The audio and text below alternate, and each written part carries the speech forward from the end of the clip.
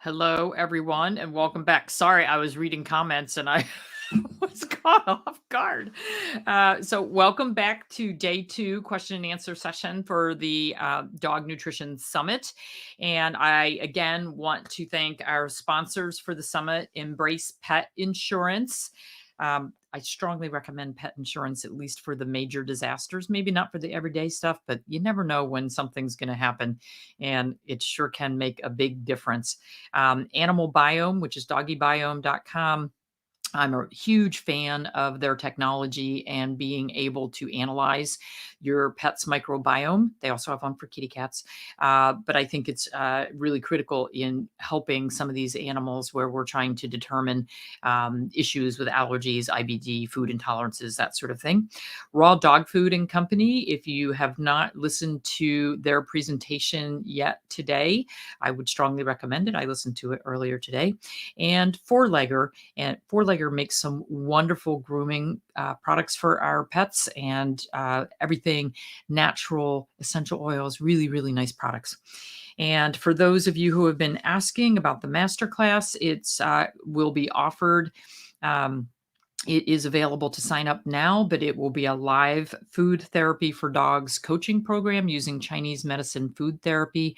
And I will be presenting that on November 19th and 20th. And it is limited to only 50 people so that we'll have plenty of time to get questions and answers taken care of throughout the weekend. Okay, let's see. 3-year-old healthy dog on a balanced raw diet, mild imbalance per the biome test, drawn to acorns, eats a couple a day before I can stop him. Why would he want them? What could I feed him that might meet that need? He may just want them because they're in front of him. I had a good friend that had a Cavalier, and her dog on a walk ate probably 500 of them just because they were there and the dog likes them. I doubt that it's an imbalance. It's just looks like something good to eat. Eating a couple of them is not going to be a problem, other than the fact that if it's a small dog, they could cause an obstruction. If they eat a lot of them, like my friend's dog did, it will cause toxicity, and that was definitely an issue for her. So, can someone explain why when the dogs are fed kibble, their glucose is normal? It is normal because the normal range goes up to about 120. But when you compare a kibble-fed dog to a raw-fed dog, the kibble-fed dogs are going to be in the higher end of the range. They're usually going to be 105 to 120, maybe even a touch higher, whereas a raw-fed dog is usually going to end up, if it's a true raw feeding without a lot of starchy carbs in there. Most raw foods do not have starchy carbs in there, but some do add some. So we have to look at that. But they will generally tend to run lower. They'll be 70 to 80 to 85. They're going to be in a slightly different range in the blood sugar. So they're all within the normal range, but it's a wide range. Okay, let's see what is next down here. Let's see. Oh, that was somebody answering that. Okay. Which is better, slow cook for hours and hours or pressure cook on low for 25 minutes? I'm told on low, the temperatures are very similar with both. I do not use a slow cooker. I never have. So, or a pressure cooker, and I never have. So I can't really answer that question, but I do know a lot of people use pressure cookers and love them because you can make something in so much shorter time period. So I think that either one is absolutely fine as long as we're keeping our temperatures in the low range. For instance, when I use my slow cooker, it has a low and a high setting. I like to use the low setting and let it cook longer. And a lot of people will come back at you with, well, if you cook something, you're cooking all the nutrients out of it. You are not, but you have to feed the juice that's in there as well, because a lot of the vitamins, and I have a course on homemade, it's called a Homemade Dog Food 101. And we talk about this in there, that you don't lose the nutrients. Most of them are in that juice inside the slow cooker. So you want to make sure that you're adding that to the meal as well. And I have statistics in there about how much of the water soluble vitamins you lose when you steam something versus boiling it, that sort of thing. Hello, Caroline Capabianco. All right, Sonia, Beth G, we got all the Michelle. All right, Adrian Marie. I do a bit of kefir mixed with chia seeds soaked overnight as a vehicle to give jump for joints. Is that okay? Yeah, I think that's absolutely fine.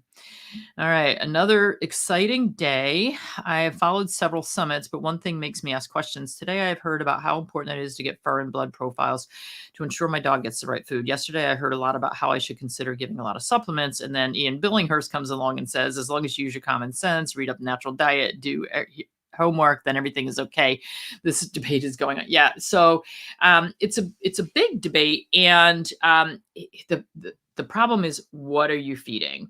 And so Dr. Ian Billinghurst feeds from an evolutionary standpoint. And if we are going to feed a raw diet really correctly, we are going to include fur and feet and heads and feathers and innards. We're at all the organs.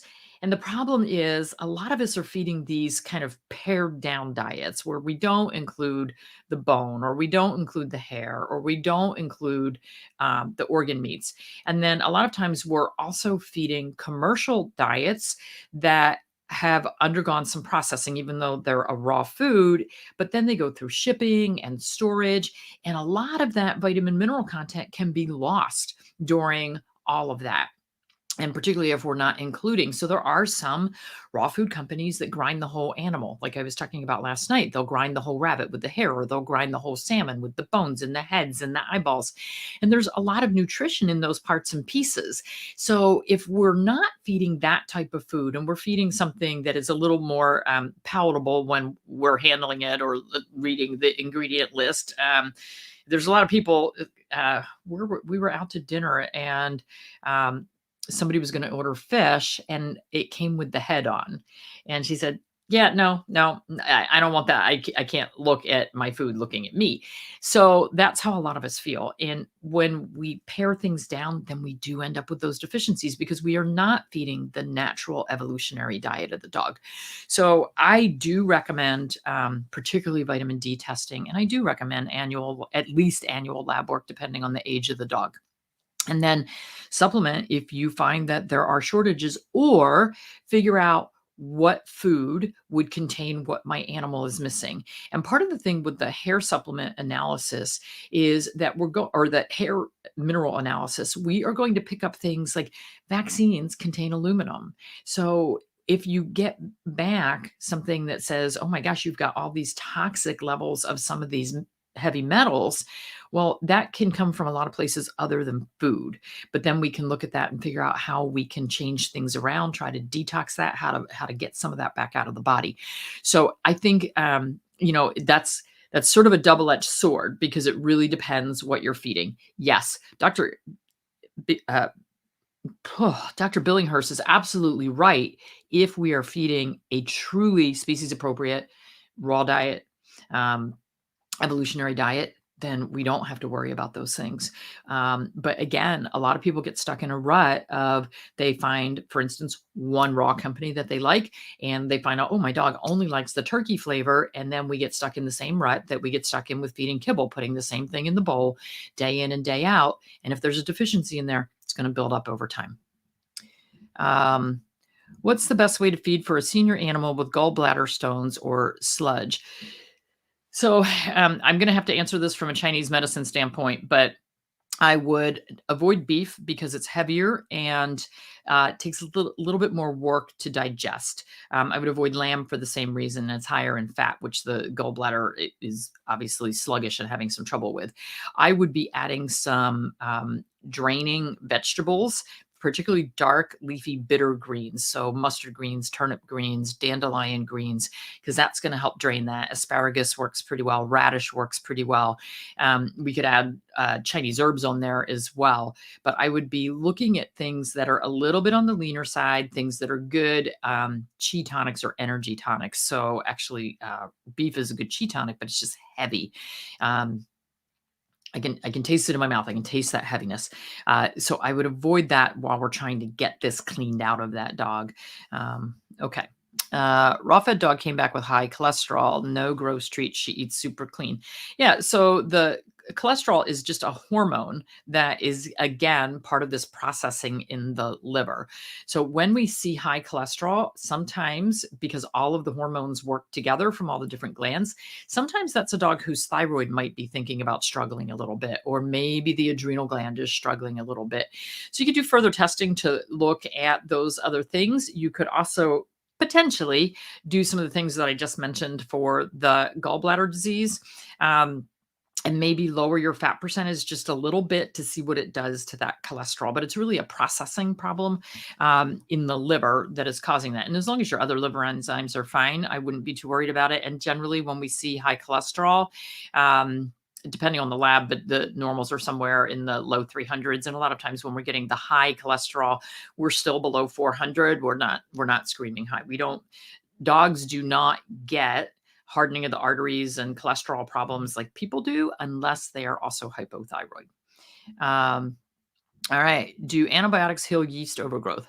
Absolutely not. They will contribute to yeast overgrowth. Antibiotics kill bacteria, and our bodies and our dogs, all animal bodies, have a microbiome in the gut, on the skin, in the respiratory tract. And that microbiome consists of fungal elements, viral elements, bacterial elements. And when we give an antibiotic, we kill off all the good bacteria.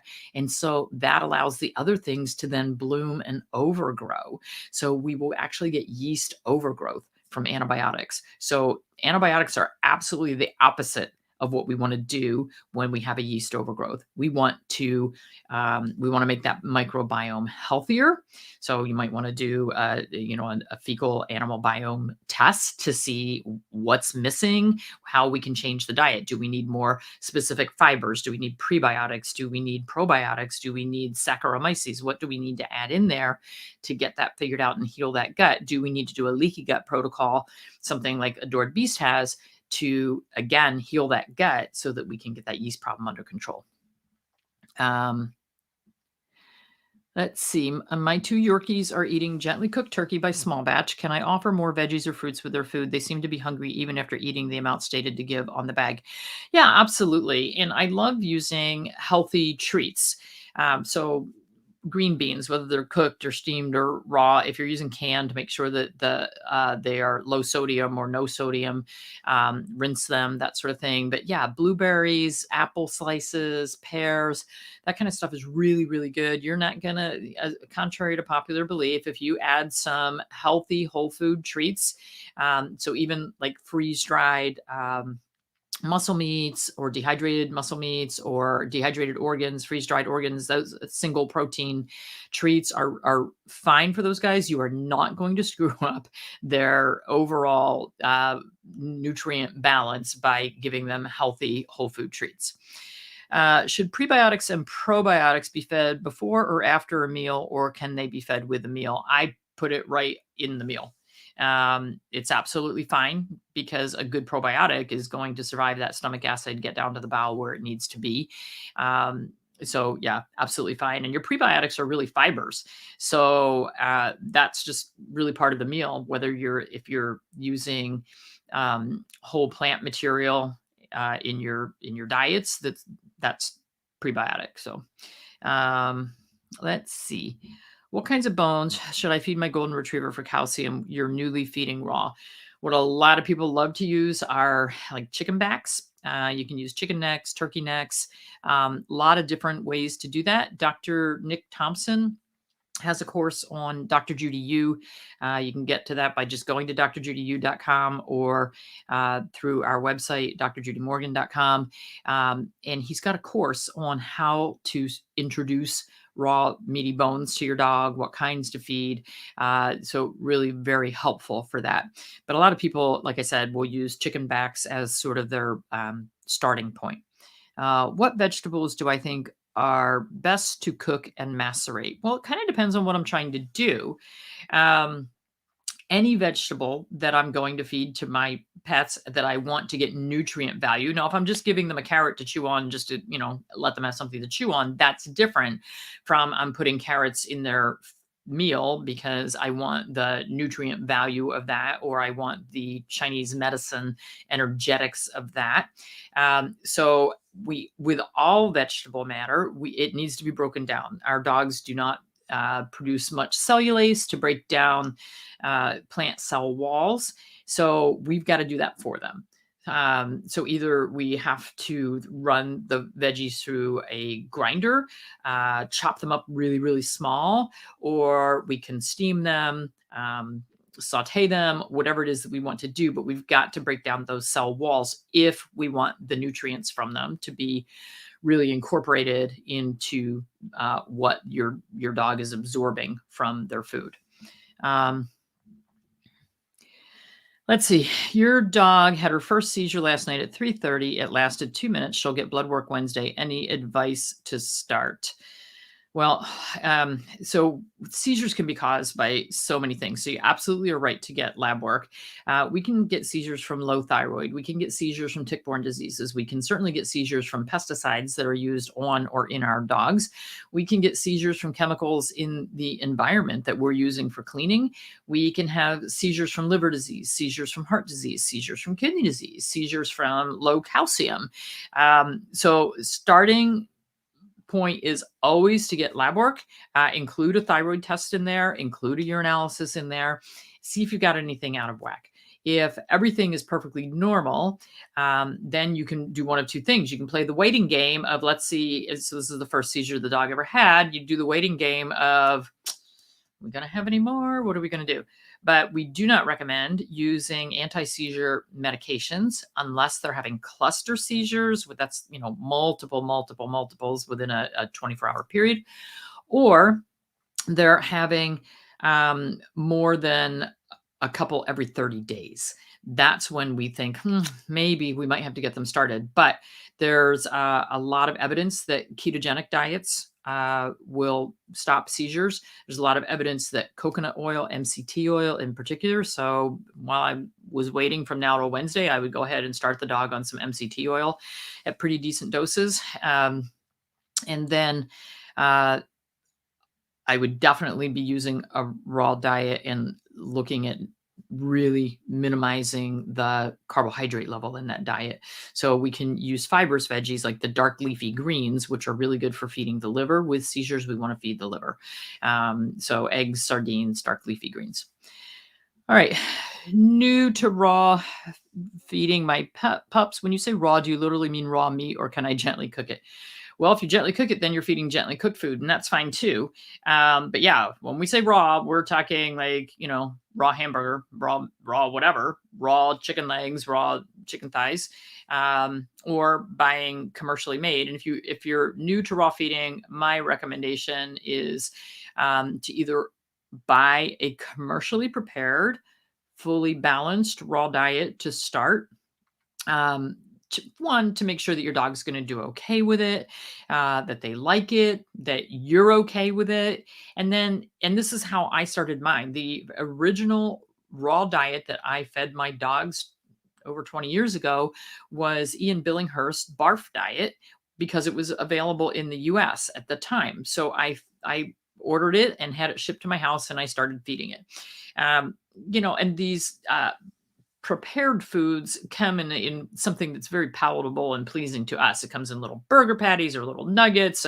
It's not something that, so if you're going to make your own, you're going to be buying all kinds of organ meats, and you're going to be buying raw meaty bones, and you're going to, be buying body parts that you may not be that happy playing with. So definitely start with a commercial is my advice, and kind of work your way up. And then if you decide that your dogs are doing really well and you want to do this yourself, then make sure you spend a lot of time learning how to balance it, but balance over time. I'm a huge fan of balance over time as well. I don't have to have every single meal in the bowl completely balanced, but I do want to make sure that I'm not missing out on trace minerals and calcium and my fat soluble vitamins, my water soluble vitamins. It's really important that with time we get that. And so like I said, when Dr. Billinghurst is talking about that, a lot of those trace minerals are found in hair. Most of us do not feed hair. So, okay. All right. right. So we talked about the gallbladder stones. Is it okay to feed a dog with mast cell cancer fermented food? So this is something that Billy Hookman and I have had many conversations about, and we just did an interview that's on my Facebook page. With Chelsea Kent and Roxanne Stone from Solutions Pet Food, which is also a fermented food. And I asked this specific question. Roxanne, who's a food scientist, gave a lot of really good information. And so, Jim, the answer to that is sort of it depends. Some are very good. Some fermented foods are very good for dogs with cancers, and other fermented foods are not quite as good for dogs with cancer. So I would recommend that you watch that video. Friend's German Shepherd healing from yeast overgrowth switched to raw meat with organs and bones 3 to 4 months ago. Close to being constipated. How to help him? So they may be feeding something that's a little too high in bone for him. Or he has weak bowel function and is not able to push that through. So I would be adding things to try to help. Pumpkin works really, really well. So he's a German Shepherd. I would either get canned pumpkin or bake your own pumpkin and smash it up and add a couple tablespoons to every meal. If that's not enough to work, we could try adding oils like coconut oil, fish oil, see if things like that might help him move things through a little bit better. But a lot of times, and it could mean switching to a different, and I don't know whether they're making their own raw food or if they're buying a commercial product, but they may need to cut down on the bone amount. Do I recommend a certain vitamin D supplement? Having your guy's annual blood panel done next month. If it's deficient, it would be great to know the next step. I use the RX Vitamins vitamin D because they have 2 strengths. They have their vitamin D drops, and then they also have vitamin D3 Forte for the bigger dogs, because we need to give it in micro doses. For my dogs, they're on the more diluted, smaller version, and they only get 3 drops a day. So if I was using you can't use human supplements, particularly for small dogs. They're just way too concentrated. So that's what I use the RX Vitamins products for my dogs, just because I can dose them easily. Feeding your 3 dogs all provide add in pasture-raised organic raw eggs twice a week, sardines, grow your own veggies, add a variety regularly as well, sometimes grass-fed organic beef or chicken liver. I reduce the raw food when I add the proteins appropriately. Any other recommendations regularly? That sounds great. You're doing great stuff there. Having your own, particularly if they're organically raised veggies, is just super. And you're adding enough other proteins to kind of balance that out with your eggs and your sardines. So I love it. And that's kind of what I like to do, even though that is one of the foods that I feed my dogs. We have our own chickens, and so I will add eggs. I will add sardines occasionally, just to, again, cover any deficiencies that we might have, and to keep the meals interesting for my dogs, and actually to keep it interesting for me too, because when I put it on their platter and I can make something really pretty, and I've got my little pile of, pre-made food, and then I've got some chicken hearts over here and some, fermented beets and some eggs, and it's pretty. It's just fun. And then we get to take pictures of it and post it on social media. Who doesn't want to do that? I know, I'm a food nerd. Your golden retriever won't touch raw food. She's on Go Solutions Salmon and Grain right now. I truly believe raw is the best. How can I get her to eat raw? So my mother's dog was this way too. She absolutely would not eat raw food when I finally convinced my mom. My mom had to go. I told her for years, and my dogs were fed raw for years. And she went to one of my lectures and heard me talk about raw and saw, listened to all the reasons why. And afterwards she said, okay, I'm going to start feeding my dog raw. But her dog hated it. Absolutely would not touch it. It was a standard Schnauzer, 50-pound dog, would not touch it. So I went to her house one day and she's grilling the patties on her grill to cook them for the dog. And I said, no. That's like the worst way to cook them. So some dogs just don't like it. So some of these raw foods can be fed gently cooked. Some of them already make gently cooked. So All Provide is one of the companies that makes gently cooked and raw. And you might have to start with something like that. And maybe you can move the dog over. So with my mom's dog, we served her gently cooked food for a long, long time. And then eventually, after literally a few years, I could get it more raw, more raw, more raw. And sometimes she would eat the raw meal. But some of them, it's a texture thing, it's a temperature thing. So make sure that you are warming that food up. So if you're a raw feeder, you want to feed, well, no matter what you're feeding, if you're making your own food, you're gently cooking, the food has to be fed at as close to body temperature as it can be, or at least at room temperature. They don't like cold things. So if you think about what a dog would do if they were out hunting, they would go out, they would hunt, they would kill, and they would eat. And they eat it warm. They don't go buried in a snowbank and then go back and find it and say, okay, now it's, it's nice and cold. So your dogs may also need their food really warmed up. It releases the smells. And if you have to gently cook it a little bit, it's okay. Or buy a product from a company that makes both raw and gently cooked. And you'll get the same nutrition out of it. Okay.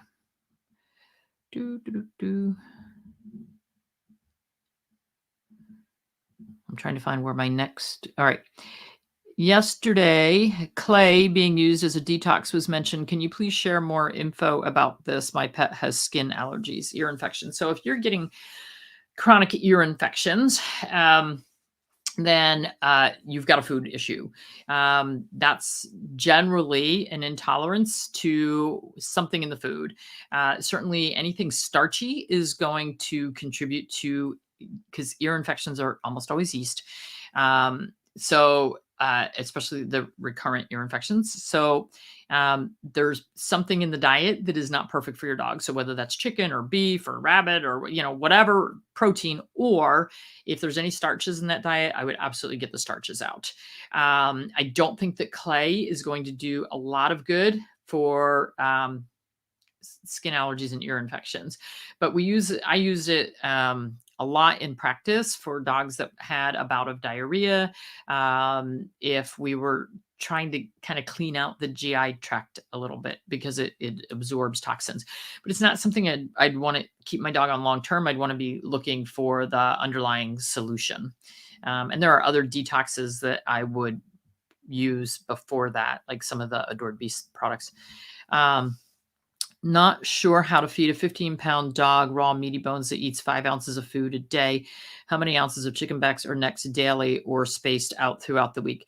That would require some work doing some calculations for that, because it's going to depend on the amount of bone in whatever sources we chose. There are... again, in Nick Thompson's Feeding Raw Meaty Bones, or in Dr. Ian Billinghurst's Feed Your Dog a Bone, his book, I would look to resources like that to kind of hone that down a little bit. There are some online resources available as well. Can I tell you the difference between my homemade food for dogs 101 course and the 2-day live workshop? Totally different. And how do I feel about muscle testing and colloidal silver? It's like 6 questions in one. Okay. So the homemade food for dogs 101 is really a basic course for people who have never made food on their own and, really want a starting place. So in that, we talk about starting with hybrid meals. So maybe using a base mix and then adding your own meat or meats and oils or meats and some organs, whatever. We talk about using kind of a basic recipe and then adding supplements. And we talk about some of the different supplements that are available on the market to help balance diets. Like I said, I talk about vitamins and minerals and where they come from, different sources for them, things that you have to remember to include when you're making up your food. And then this deep dive that we're going to do, the coaching program, is so that homemade food for dogs is not based on Chinese medicine, food therapy at all. This deep dive course is based on preventing and treating different diseases based on your dog's Chinese element personality and the energetics and properties of food. So is it a warming food, a cooling food? Does it help drain damp? Does it transform phlegm? Does it resolve stagnation? Is it a chi tonic? And then talking about it from the aspect of specific diseases like DCM or mitral valve disease or arthritis or kidney disease. And then in this coaching program, for each element, there's at least 3 to 5 complete recipes. And then we'll talk about how to, different ways you can balance diets. So again, we'll talk about the vitamin mineral stuff, but they're really very different. So hopefully I answered that. Oh, how do I feel about muscle testing? If you have somebody who's good at it, I think it's great. Colloidal silver, I have never been a huge fan of because I think it is overused, misused, abused. Like I've literally seen people turn themselves blue from taking so much silver, and that's just so not cool because silver is a heavy metal and it builds up in the body. But Adored Beast just came out with a colloidal silver product, and I was just reading about it this morning and how it is. So I think with colloidal silver, just like anything else, it is how it is made, how pure is it, what kind of testing has been done. So I think it has some really incredible properties. It has antiviral, antifungal, antibacterial. So do a lot of herbs. Garlic falls in that category. So I don't think it's the be all end all, but I think it can certainly be another tool in the toolbox. All right. Thoughts on ways to help a mildly enlarged liver, currently on milk thistle, which is helping control the enzymes. Alk-Phos is still a bit high. So I would definitely be concerned that the dog may have some adrenal problems going on as well. That's the most common reason we see these mildly enlarged, non-specific, swollen livers. So it's generally a hormonal problem somewhere in the body. So we definitely want to do hormonal testing on those guys. If you have a Alk-Phos that's mildly high, probably not anything to worry about. Alk-Phos is a non-specific enzyme. It can come from the liver. It can come from bone. It can come from the uterus. So it's not, and most of our dogs don't have a uterus anymore, sadly. So it's not really specific. But I would monitor it for sure. And the Alk-Phos is not the only thing that we look at with the liver. We have to look at cholesterol. We have to look at ALT, AST, GGT. I do have a course on interpreting lab values that goes into that in depth. That's on Dr. Judy U. Can we use human grade probiotic to dogs, and can we give constantly, or do we need to have intervals without? So who talked about that? One of the lectures yesterday? Connor Brady, Dr. Connor Brady, he's amazing, by the way. In his talk, he talked about human grade probiotics and species specific probiotics. And there is some crossover there. Me personally, I prefer, I have my human probiotic and my dogs are on their dog probiotic. And with my dogs, I rotate my probiotics. And when it is recommended that you rotate and not use the same exact one every time. And I'm a huge, huge fan of soil-based probiotics because that's something that our dogs are lacking. And a lot of times when we find them out in the yard, I've had dogs that go out and just want to eat dirt out of the flower pots, or they're eating each other's stool, or they're just digging in the garden and chomping down that garden soil that's been enriched because they're looking for that humic acid, fulvic acid, and the organisms that grow there to repopulate their gut. So you can use a human grade probiotic, particularly if you live somewhere where you don't have access to some of the more species specific, but I do recommend rotating. And so you can look online. You could even look on our website and look at the canine probiotics that we have on there and just look at the ingredients. Look at what organisms are in there, and then look at the human product that you want to use and say, well, is there any crossover there? Do we have any of the same organisms? This is something that's going to be beneficial for my dog. And what we want is multi-strain and really, really high, like in the billions CFUs, which is the colony forming units. A lot of probiotics that are sold are pretty useless. They don't have enough species in them, and they don't have enough CFUs. So that's really critical. And then be careful with your handling. Most probiotics, once they're opened, need to be refrigerated. The one that I buy for me personally, it is shipped to me on ice and kept in the refrigerator and never allowed to go to room temperature. So most of the canine ones that are on the market are not shipped cold. As long as the package is sealed, they're fine. And then once you open it, you should store them in the refrigerator. Oh, okay. Tips for a 10-year-old Havanese with IBD and now heart murmur, heart disease, raw his whole life, currently eating Stella and Chewy's rabbit and taking FMT from Animal Biome. So, rabbit, not that mitral valve disease has anything to do with taurine levels, but rabbit is a meat that is lower in taurine. So just keep that in mind, particularly if you have cats with IBD that you're, or any dog that you're feeding rabbit as their only protein, it is a little bit lower in taurine. You might want to ask Stella and Chewy's to provide you with their amino acid breakdown for the food. I'm sure that they have it where it needs to be, but just double check on that. Again, that really doesn't have a lot to do with mitral valve disease, but, and you didn't say it was mitral valve, but it's a Havanese, so it's probably going to be mitral valve. I have a blog on my website from our heart disease focus week that talks about all the different supplements that we do recommend, like high doses of CoQ10. For a Havanese, I'd be using 60 to 100 milligrams twice a day of CoQ10. We definitely want to be feeding a high meat diet, which you are, which is good. But there's a lot of other things, omega-3 fatty acids. So either a adored beast makes a phytoplankton and an algae oil, or you can use a salmon oil or a whitefish oil.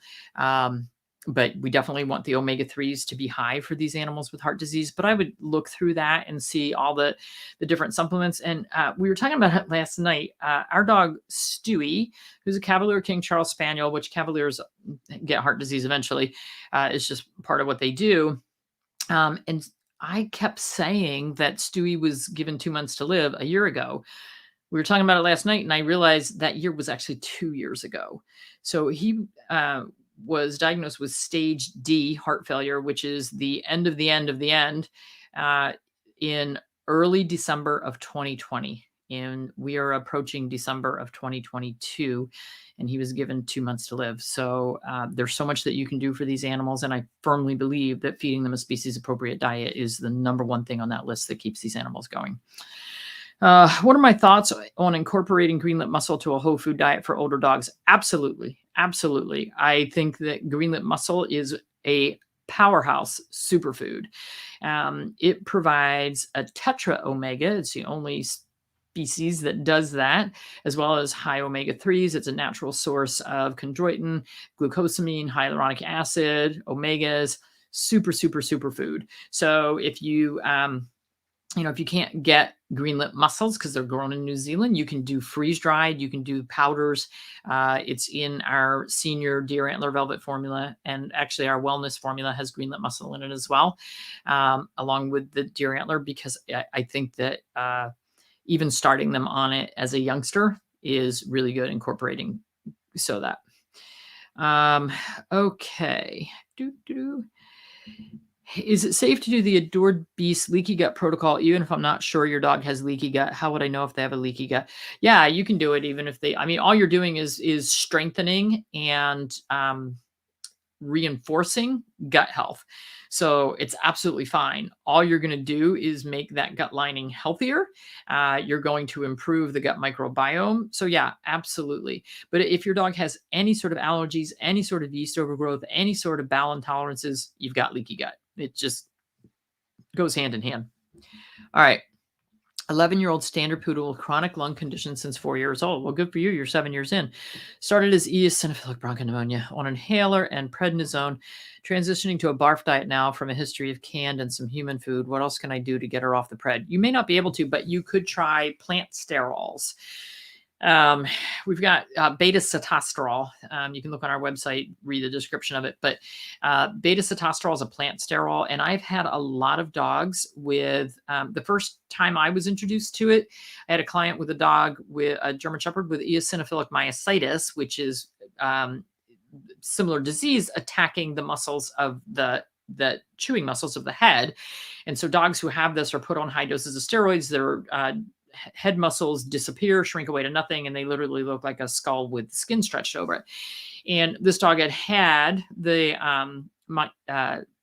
myositis for years, and it was beautiful. And I said, "Oh my gosh, how many steroids are you giving this dog?" She said, "None." The dog never took steroids. She just used plant sterols. So that dog was such a good testament that I started using that for a lot of my cases. This is the eosinophilic part of it means that that's an allergy. That's the body rebelling against something. So whether it was environmental smoke, environmental fragrances, uh, air pollution, something set this dog off. And so, depending on how much scarring you have in the lung, you may or may not get through that. NAC, N-acetylcysteine, is also really good for these lung issues. Um, I'm trying to think what else. From a Chinese medicine standpoint, we've got herbal formulas that we can use for it. And then from a Chinese medicine standpoint, white foods. This is a little key into the masterclass. White foods treat the metal element, which is the lungs. So it includes some white foods like cauliflower, mushrooms in your dog's diet. Thanks for posting the available courses. Can you lightly cook ground beef with ground bones? Found a company that says you can do that. It just depends on how finely the bone is ground. So yes, we do have, I know off the top of my head, I know that Viva Raw and All Provide both grind their bones so small that you can gently cook it and it's not going to be a problem.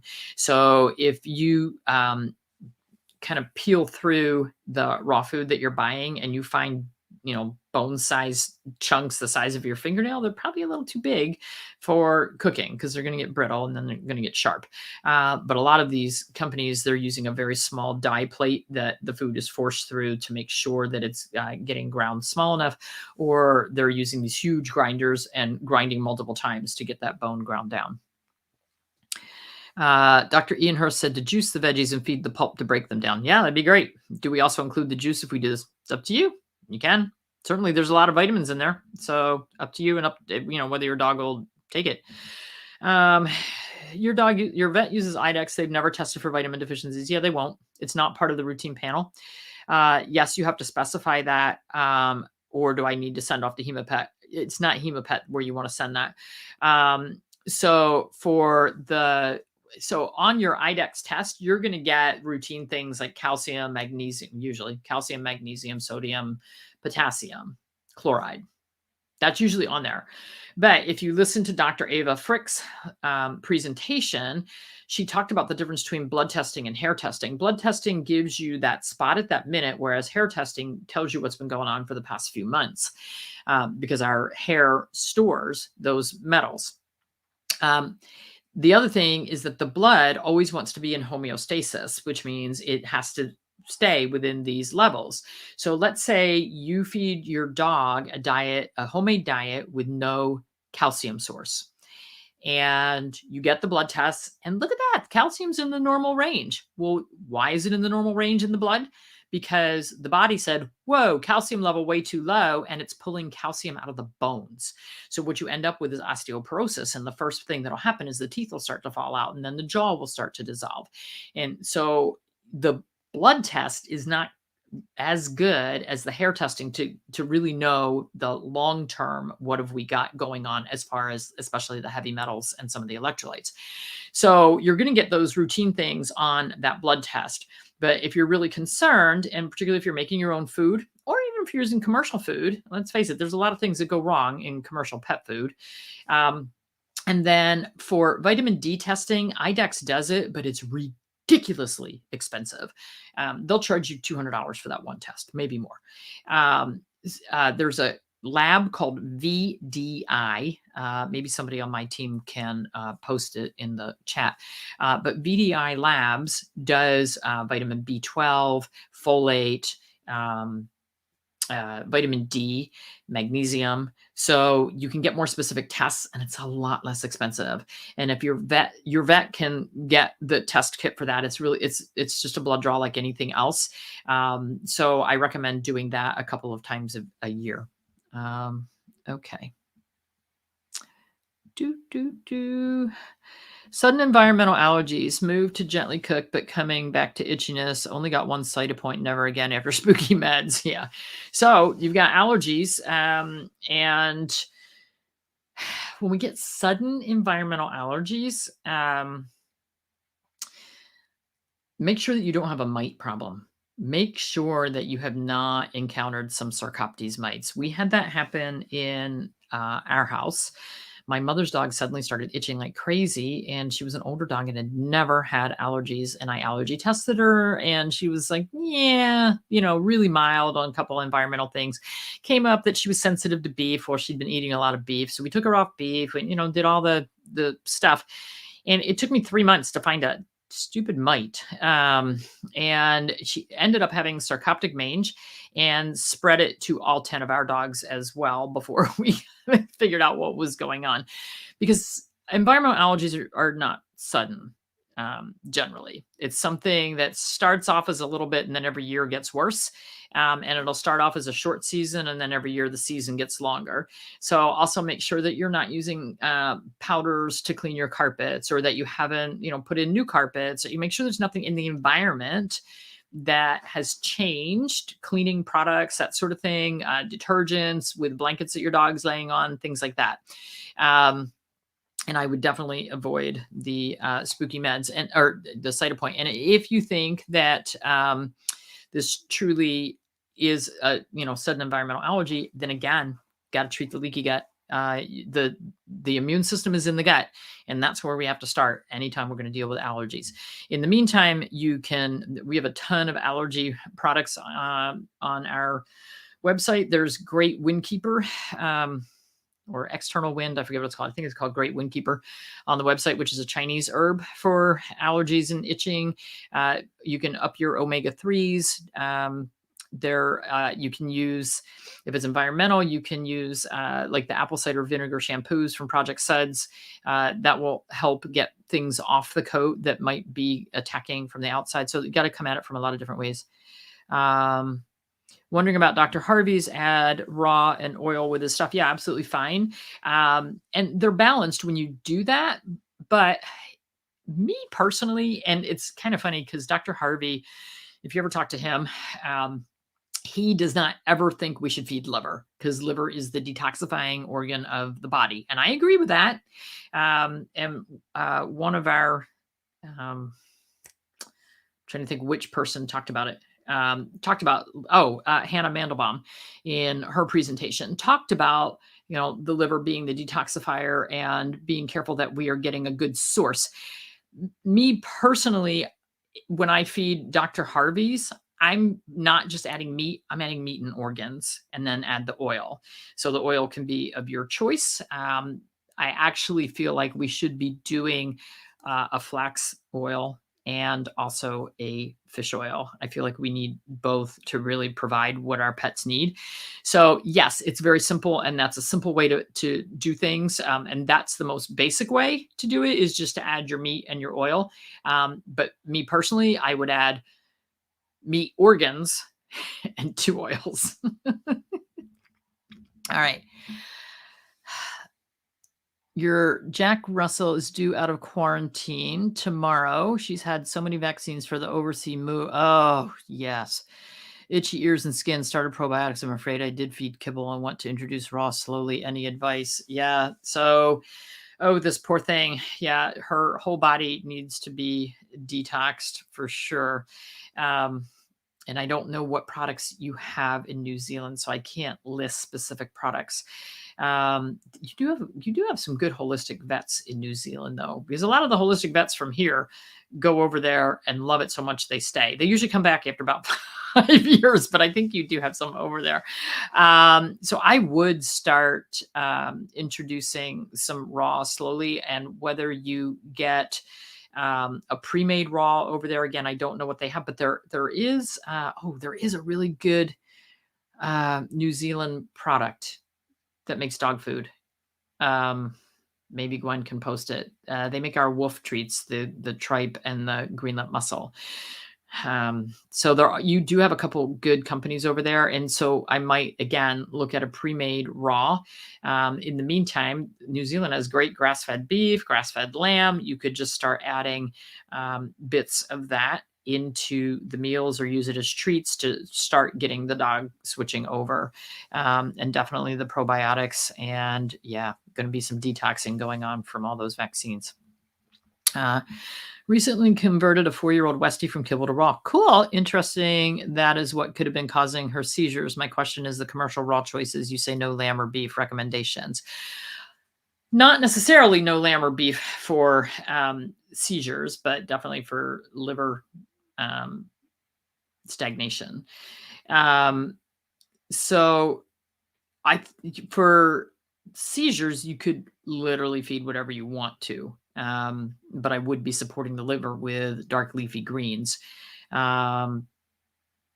I don't think the protein matters so much. We are a Westie. They tend to be more hot in nature energetically from a TCDM standpoint. So I'd probably be looking at more cooling proteins like duck or rabbit or pork. That's just me personally. All right, 12-year-old pup with a mildly high PTH, low normal ionized calcium.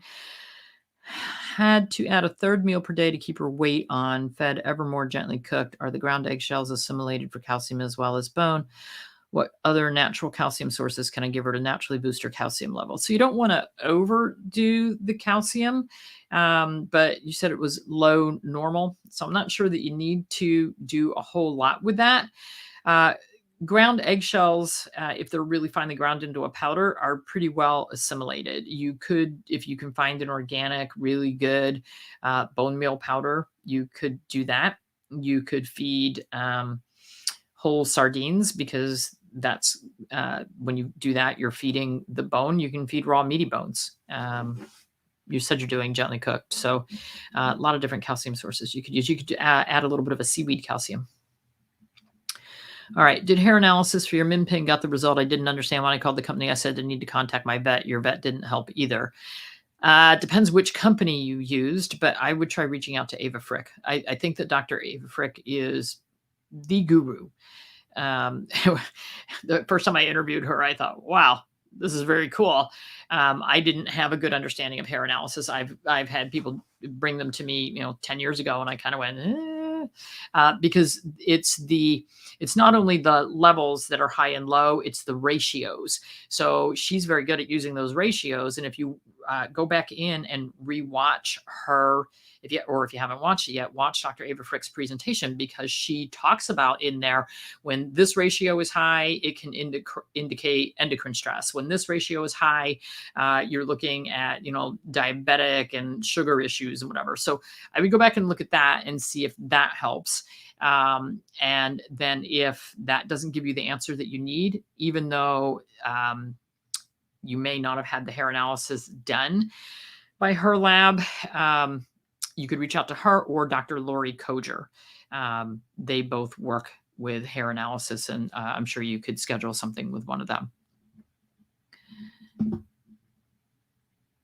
Am I going to offer a book like my masterclass? Well, yin and yang is a lot of, although we're going to go more in depth, but yin and yang is a really good basis for that. In your ginger cookies, is there something to use the lower on the glycemic index if you're giving them to a dog with cancer? I think I used coconut flour, if I'm not mistaken. And I would have no problem with using the coconut flour. You could use a buckwheat flour, which would also be fine. Golden Retriever won't touch raw. Oh, we did that one already.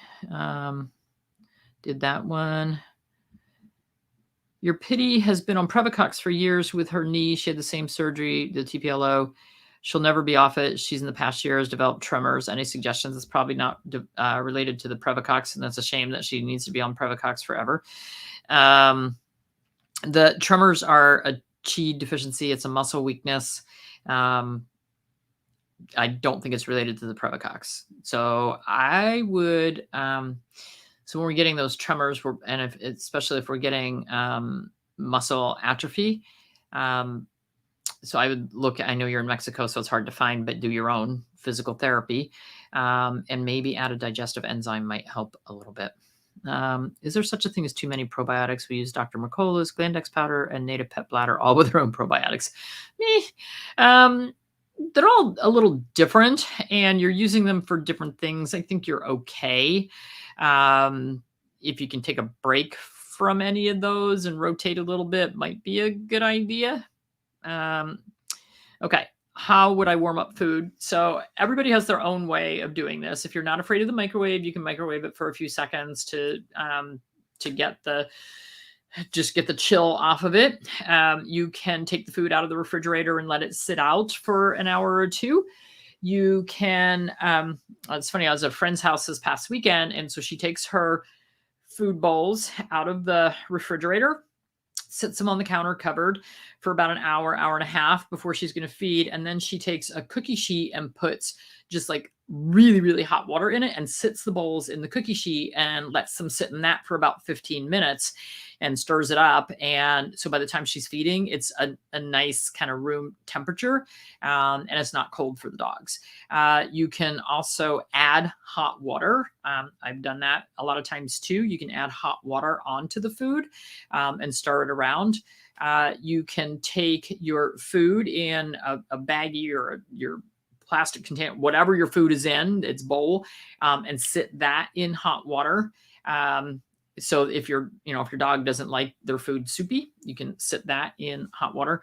There's a lot of different ways you can do it. Okay. Can I suggest an equivalent for Dr. Harvey's in Canada? I do not know the Canadian foods. I'm surprised you can't get it there. I'm pretty sure Honest Kitchen might be in Canada, but their foods tend to be a lot more carb heavy, but they are human grade and nice food. All right. What do I recommend as far as a diet for a dog with EPI? Your shepherd's been stable for 3 years. We do give raw nuggets in with kibble, but is there something specific nutritionally or even through supplements that could help? She just needs a really highly digestible food. And really the key to an EPI dog is she needs her enzymes. All she's missing is enzymes. Her digestive system works just fine, except for the enzymes. So there's no reason that dog could not be on a really good, high quality raw food. I would not have a problem with it because it's really just the enzymes. So I would consider adding raw pancreas to the diet. I had a dog that had a lot of pancreatitis issues, and I started adding raw pancreas. He did great. So with the Previcox, do you need something you need to be aware of as far as her ending? Well, just watch my Spooky Drugs NSAID lecture. You've got to watch for kidney failure, liver failure, and bleeding in the bowel are the things to be. Do you use organs with dogs with kidney issues? Absolutely. And I include kidney in the list of organs that I feed to dogs with kidney issues. The best organs for a dog with kidney issues from a Chinese medicine standpoint are going to be kidney and lung. So if you can't find those as raw meats, then freeze-dried treats are going to be good with that. How often should pre and probiotics be rotated? I rotate them when I finish a container. So what is that? Monthly, every other month. Your Shapoo has just been diagnosed with MVD stage 2. How much CoQ10 can you give? Anything else I could do? Again, all right, so somebody posted the blog on the benefits of CoQ10, but we also have a heart blog that has a ton of other things. So on that CoQ10, I'd be doing 60 to 100 milligrams twice a day for a dog that size. And then we've got a whole bunch of other things that you can use to help with heart disease. Is there a favorite go-to vitamin mineral supplement you recommend to add to a homemade diet? Been feeding chicken and pumpkin, but I need to know the vitamins to give your Shapoo complete nutrition. You need a lot more than chicken and pumpkin. So you know what? A good starting place might, first of all, you need a lot there. So I would recommend that you download a couple of, or go to our website and look at some of our complete recipes. And you'll see that a complete recipe, if we want to use all whole foods, we might use a supplement like kelp. if you want to do it using all whole foods, you're probably going to have anywhere from 12 to 20 ingredients. 2 is never going to cut it. And frankly, if you are using a vitamin mineral supplement, you want something that is made using whole foods, not synthetics. And so a lot of the products on the market are synthetic. So for many years, my go-to was RX Vitamins, Canine Minerals, and Canine Essentials. The problem is I started balancing diets with it, and there's no zinc in there. So particularly for senior dogs, zinc is so critical for immune health. Zinc is so critical. If they're going to fight off viruses, they need to have a good level of zinc. And so, now that kind of threw my whole world into an upside down mess, because I went, well, great. We've been telling people to add these things, and they're not getting the diets up to where they need to be.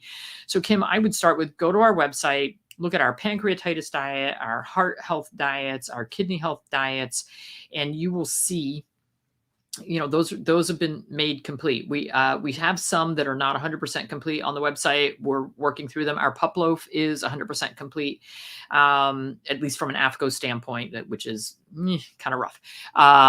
It's the best we have to work with. So I would go there and look at what's included in some of those, and that'll give you a much better idea as to what you need to be looking at. For instance, everybody with dogs with heart disease gets really scared of adding any salt to the food. Well, sea salt is the equivalent of the saline that is in our blood. That's our plasma. And dogs cannot live with 0 salt in their food, or 0 sodium and chloride in their food, because it's really critical for cellular function. And so we get cardiologists and veterinarians who say, oh, your dog has to be on a low salt diet. And they want these prescription diets that, are supposedly low in salt, although any kind of kibble is going to be pretty high in salt. And then if somebody sees salt in the list of ingredients, they freak out and go, I can't feed that food. It's got salt in it. My dog has heart disease. Well, they need that to function. They need sodium and chloride for cells to function. So, and they don't need a lot, but we need that little pinch in there. It makes a huge difference. So you might want to look at a commercial diet. And if you want to make it gently cooked, that's fine. Just make sure you're getting one that is either gently cooked or can be gently cooked. And again, read the ingredients. Go to some of those websites. Gwen just posted Viva Raw. Go to Viva Raw. Go to All Provide. Go to Raw Dog Food and Company. Go to whatever, and look at the number of ingredients in there. And when you see the chemical list, that's what you don't want. That's the synthetics that are being added in. You want to look at what are the whole foods that are in there, how many are in there. And if you're seeing that there's 20 ingredients, there's 20 ingredients, because that's what it took to get it to where they needed it to be, and get it balanced. Okay. I'm only going to do 1 or 2 more because we're over time. Your Jack Russell has signs of mucus in her stools. What would you recommend? You might try something like slippery elm. I think you're the one who is overseas, so I don't want to give you products. I mean, here I would use gastro elm. I might use Coptis, because that's heat in the stool. That's heat in the bowel. And if this is a little dog who just had all those vaccines and travel and quarantine, there's a lot of stress colitis going on there. So we got to cool that bowel down. I'm sure you can get slippery elm just about anywhere. Okay. What probiotics do my dogs get? They rotate between Symbiota Canine, and then the Phytos Flora from Adored Beast, Love Bugs from Adored Beast. That's kind of been my rotation most recently. All right, this is going to be the last one I'm going to answer. I know there's a million more, but I'll be on again tomorrow. Boxer with IBD in August, heat, vet, RX antibiotics, of course, and an HP diet. Terrible. Now yeast, of course, still vomiting, because those diets only work 50% of the time. Should I start leaky gut protocol? How to start to cool them down? Duck, rabbit, how to start? I would start with rabbit in small amounts added in, and I would probably do the animal biome testing, and I would definitely do the leaky gut protocol. Okay. Once again, I want to thank our sponsors: Embrace Pet Insurance, Animal Biome, Raw Dog Food and Company, Four-Legger, and she'll put up the link to the masterclass for people who are interested in that as well. Tomorrow I'll be on for another hour. We'll see. Oh boy, there's a lot of questions here. You guys are just hammering at them. I'll see if I can get back in and answer some things, and I'll be on tomorrow and again on Monday night as well. Everyone, enjoy the rest of your day. For some of you, it might be Sunday. For most of us, it's Saturday, I think. I don't really know.